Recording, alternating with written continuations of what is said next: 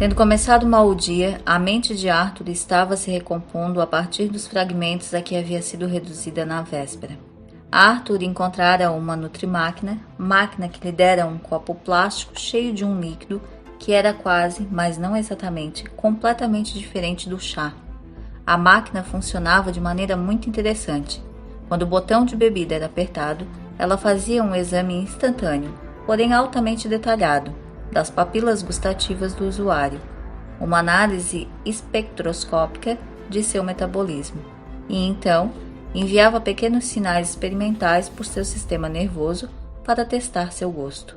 Porém, ninguém entendia por que ela fazia tudo isso, já que invariavelmente servia um líquido que era quase, mas não exatamente, completamente diferente do chá. A Nutrimáquina é fabricada pela Companhia Cibernética de Sirius, cujo departamento de reclamações atualmente cobre todos os continentes dos 3 primeiros planetas do sistema estelar de Sirius Tal. Arthur bebeu o líquido e sentiu que ele o reanimou. Olhou para as telas de novo e viu mais algumas centenas de quilômetros de deserto cinzento passarem por eles. De repente, resolveu fazer uma pergunta que o incomodava havia algum tempo. Não tem nenhum perigo? Magrateia está morto há 5 milhões de anos, disse Zeifod. É claro que não há perigo nenhum. A esta altura, até os fantasmas já criaram juízo e estão casados e cheios de filhos. Nesse momento, um som estranho e inexplicável ouviu-se no recinto. Parecia uma fanfarra distante, um som oco, frouxo, insubstancial. Foi seguido de uma voz igualmente oca, frouxa e insubstancial. Sejam bem-vindos, disse a voz. Alguém estava falando com eles daquele planeta morto. Computador! Gritou Zeifod. Oi, gente. Que diabo é isso? Há alguma gravação de 5 milhões de anos que está sendo tocada para nós. O quê? Uma gravação? Exclamou Ford. Vamos escutar. A voz era velha, cortês, quase encantadora, porém continha um toque de ameaça inconfundível. Isto é uma gravação, e infelizmente não há ninguém presente no momento. O Conselho Comercial de Magrateia agradece a sua gentil visita. Uma voz de Magrateia? Exclamou Zeifod. Está bem, você venceu, disse Ford. Porém, lamento informar que todo o planeta está temporariamente fechado. Obrigado. Se tiverem a bondade de deixar seus nomes e o endereço de um planeta em que possamos contatá-los, por favor, falem após o sinal. Ouviu-se um zumbido e depois silêncio. Querem se livrar de nós, disse Trilha nervosa. O que vamos fazer? É só uma gravação, disse Zeifod. Vamos em frente. Ouviu o computador? Ouvi sim, disse o computador acelerando um pouco a nave. Esperaram. 1 ou 2 segundos depois, ouviu-se a fanfarra seguida da voz. Queremos informar-lhes que assim que reabrirmos, o fato será anunciado nas principais revistas e suplementos coloridos e nossos clientes poderão mais uma vez adquirir o que há de melhor em matéria de geografia contemporânea. O tom de ameaça da voz intensificou-se. Até então, agradecemos o interesse de nossos clientes e pedimos que partam.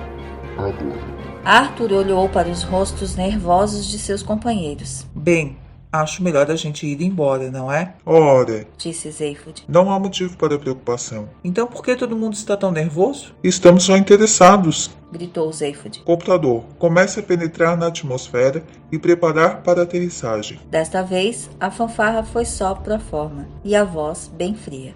É muito gratificante o seu entusiasmo manifesto em relação ao nosso planeta. Portanto, gostaríamos de lhes dizer que os mísseis teleguiados que estão no momento convergindo para sua nave fazem parte de um serviço especial que oferecemos a nossos clientes mais entusiásticos. As ogivas nucleares prontas para detonar são apenas um detalhe da cortesia. Esperamos não perder contato com vocês em vidas futuras. Obrigado. A voz calou-se. Ah! Exclamou Trilha. Disse Arthur. E agora? Perguntou Ford. Escutem, disse Zeifod. Será que vocês não entendem? Isso é só uma mensagem gravada há milhões de anos. Não se aplica ao nosso caso, entenderam? E os mísseis? Perguntou Trilha em voz baixa. Mísseis. Ora, não me faça rir. Ford deu um tapinha no ombro de Zeifod e apontou para a tela de trás. Nela viam-se claramente 2 dardos prateados subindo em direção à nave. Com um aumento maior, viu-se claramente que eram 2 foguetes dos grandes. Foi um choque, Acho que eles vão se esforçar ao máximo para que se aplique ao nosso caso também. disse Ford. Zaphod olhou para os outros atônito. Que barato! Tem alguém lá embaixo que quer matar a gente. Maior barato. Disse Arthur. Mas você não entende o que isso representa? Claro, vamos morrer. Sim, mas fora isso. Fora isso, Quer dizer que lá deve ter alguma coisa? como é que a gente sai dessa? A cada segundo, a imagem dos mísseis na tela aumentava. Agora, eles já estavam apontando diretamente para o alvo, de modo que tudo que se via deles eram as ogivas de frente. Só por curiosidade, Disse Trilha. o que vamos fazer? Não perder a calma. Disse Zaphod. Só isso? Gritou Arthur. Não, vamos também adotar táticas de evasão. Disse Zaphod subitamente em pânico. Computador, que espécie de tática de evasão podemos adotar? Bem, infelizmente, nenhuma, pessoal. Disse o computador. Ou então outra coisa qualquer? Disse Zaphod. Alguma coisa parece estar interferindo com meus sistemas de controle. Explicou o computador com uma voz alegre. Impacto em 45 segundos.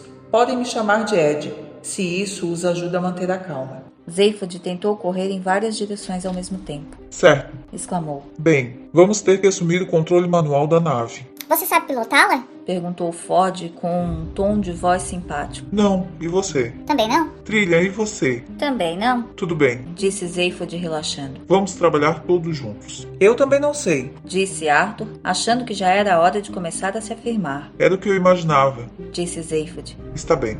Computador, quero o controle manual imediatamente. É tudo seu. Disse o computador.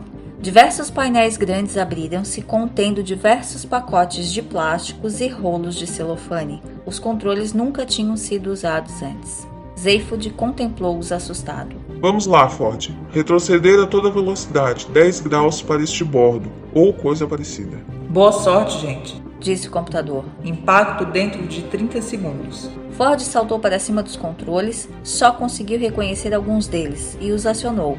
A nave estremeceu e guinchou, pois todos os seus foguetes direcionadores tentaram empurrá-la em todas as direções simultaneamente. Ford soltou metade dos controles e a nave começou a rodar num arco fechado, até completar meia volta, seguindo diretamente rumo aos mísseis. Bolsões de ar amortecedores de impacto saíram das paredes de repente e todos foram atirados de encontro a eles. Por alguns segundos, as forças de inércia os mantiveram achatados contra os colchões, ofegantes, incapazes de se mexer. Em desespero, Zaphod conseguiu safar-se e dar um pontapé numa pequena chave que fazia parte do sistema de direcionamento. A chave caiu da parede. A nave fez uma curva abrupta e virou para cima. A tripulação foi toda jogada contra a parede oposta. O exemplar de Ford do guia do mochileiro foi cair em cima do painel de controle, o que teve 2 efeitos simultâneos. O livro começou a dizer a quem estivesse prestando atenção nele quais eram as melhores maneiras de partir de Antares, levando clandestinamente glândulas de periquitos antarianos, espetados em palitos, são salgadinhos asquerosos, porém estão na moda, e verdadeiras fortunas são gastas na aquisição dessas glândulas, por idiotas muito ricos que querem esnobar outros idiotas muito ricos. E a nave de repente começou a cair como uma pedra. Naturalmente, foi mais ou menos nesse momento que um membro da tripulação machucou bastante o braço. É necessário enfatizar esse fato porque, como já afirmamos, fora isso, a tripulação escapou absolutamente incólume e os letais mísseis nucleares não atingiram a nave. A segurança dos tripulantes estava inteiramente garantida. Impacto em 20 segundos, pessoal. Disse o computador. Então liga a porcaria dos motores. Gritou Zaphod. Claro, tudo bem. Disse o computador. Com um zumbido sutil, os motores ligaram-se novamente, a nave retomou seu curso e voltou a seguir em direção aos mísseis. O computador começou a cantar. Ao caminhar na tempestade, Começou ele com uma voz anasalada. mantenha a cabeça erguida. Zaphod gritou-lhe que se calasse, porém não foi possível ouvi-lo no meio daquele ruído, que todos naturalmente acharam que fosse o ruído de sua própria destruição. E não tenha medo do escuro.